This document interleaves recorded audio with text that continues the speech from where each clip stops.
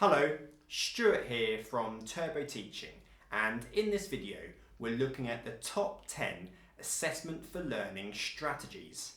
Now these strategies, they're my personal top 10.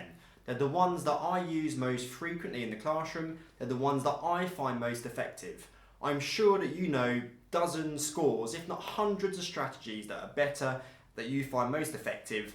These are just my top 10.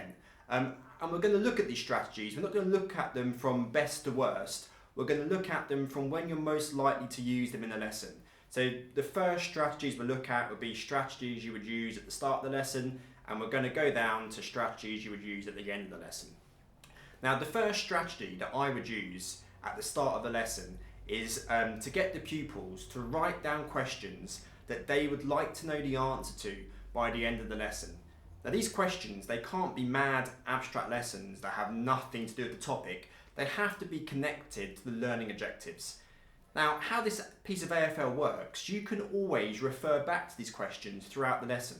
So halfway through the lesson you can get the pupils to look back at these questions and say, right, which of these questions can you answer now? And it's a really good way of gauging what the pupils have learned so far in the lesson. It's also a task the pupils quite enjoy.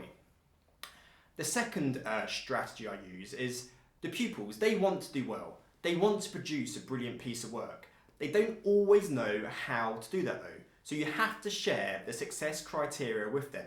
And a good way of doing that is by showing the pupils a brilliant piece of work. Maybe show them a piece of work that you've created or a brilliant piece of work that a student from a previous year group has completed. That way the pupils know what they're aiming for. They know what the success criteria is. They know that they have to produce a piece of work like this. The third strategy is, now AFL, it's all about creating self-assessors. The pupils are meant to analyse their own work and think about what they have to do to improve.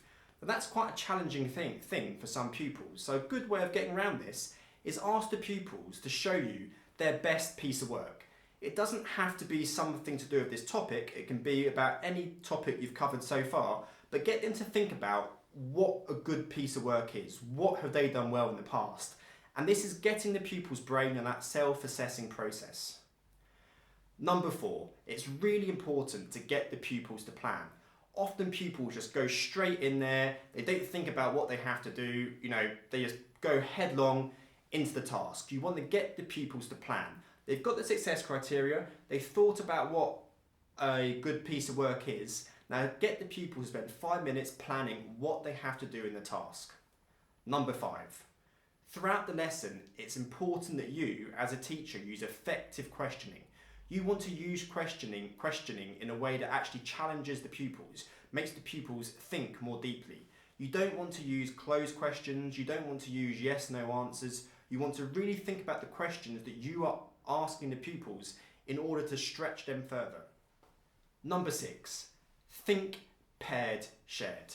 Give the pupils thinking time. Allow them to think through and talk through the answers with their partner.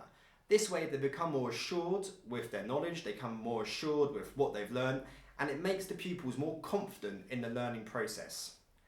Number 7, you've got to gauge how far the pupils are learning in the lesson, and there's many different AFL strategies you can use to do this. You've got the traffic light system, you've got the thumbs up, thumbs down, but as a teacher it's important that you use one of those strategies, and I'm sure you've got a personal favourite that works best for you to gauge how far the pupils are achieving the learning objectives. Number 8, a 1-sentence summary. So once the pupils have finished a task, make them summarise what they have learned in one sentence. It really gets the pupils thinking how can they condense all that they've learned in one sentence. It's a really good piece of AFL. Number 9, effective feedback. When you take that piece of work in, you've got to give the pupils effective feedback. You've got to tell them what they have to do to improve, and it has to be very clear. Don't just tick it and give it a grade. You've got to tell them what they have to do to improve.